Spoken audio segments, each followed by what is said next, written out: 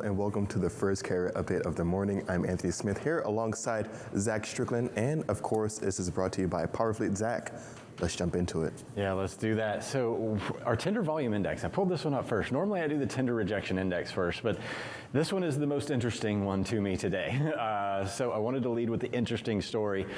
Tender volumes coming up out of that Easter basket and remaining relatively elevated and not progressing on that downward trend that started way back in the early part of March. Now, question is this kind of some sort of floor or reversal of trend that we're looking at? So far, it doesn't look like we're reversing anything, but a little bit of a floor might be forming, but it's a different floor than what we've seen in the past. So it's not like we're gonna be able to just apply previous year's logic forward at this point. I know that sounds like a broken record at this point. No, history has been a very poor predictor thus far of any kind of future activity. So I have our seasonality chart pulled up here, kind of to show a little bit of what we normally would expect seasonally, even though that last year in 2021 in that orange line up there, you can't really apply that forward, like I said, but there's seasonal patterns that we can kind of look for and somewhat rely on. You can see it does kind of trend up throughout June into July, and we have this little July trough as well. We kind of ride a little bit of a wave, but normally we see tender volumes increase into the summer.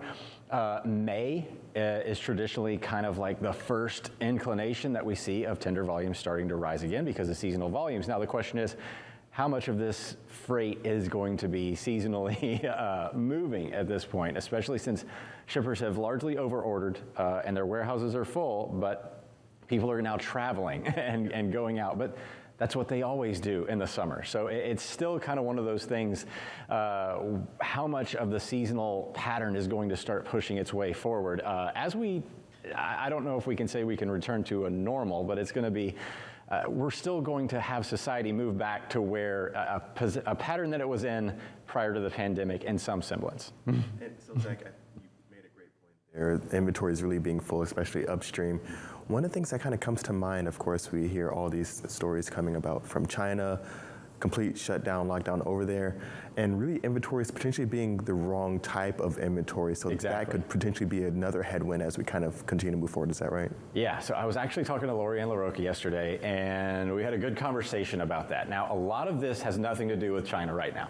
So don't think about this as being Shanghai involved or anything like that. That's not the case. We're still very far away from that. We've got a few months before that's probably going to have any impact here. But that is an important thing to keep an eye on, especially in the maritime side, because when we talk about those seasonal patterns, shippers aren't going to have access to a lot of these seasonal goods. They order these goods 6 to 8 weeks normally in front of when they need them. Now they've been ordering them 3 to 4 months in front of when they need them.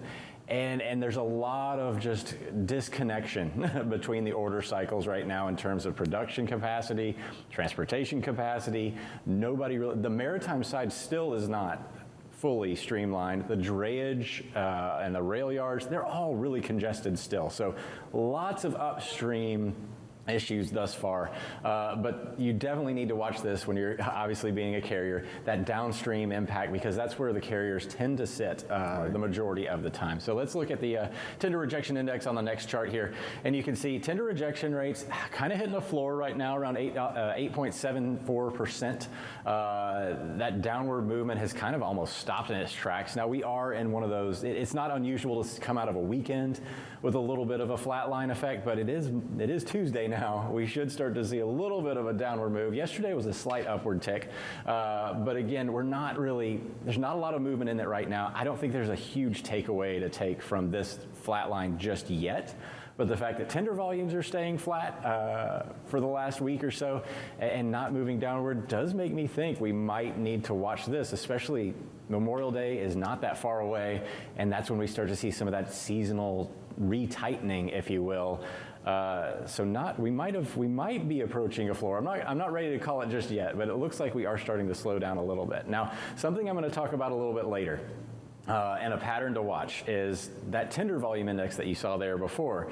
One of the reasons the tender rejection rates aren't coming up with them is because that volume is very different. And we're going to look into Ontario to kind of illustrate that, because it's not about that long haul freight anymore. That's that replenishment stuff that we normally start to see later in the year. That's going to be the area, though, to watch for any kind of significant pattern shifts, because a lot of that freight that's moving right now that's making those tender volumes elevated is on the short haul side, that less than 250 mile length. Excellent, Zach. Looking forward to that Ontario breakdown. Thank you so much for this first update. We'll check in with you again. Right now, we're going to toss it back over to Sydney Edwards and Michael Vincent.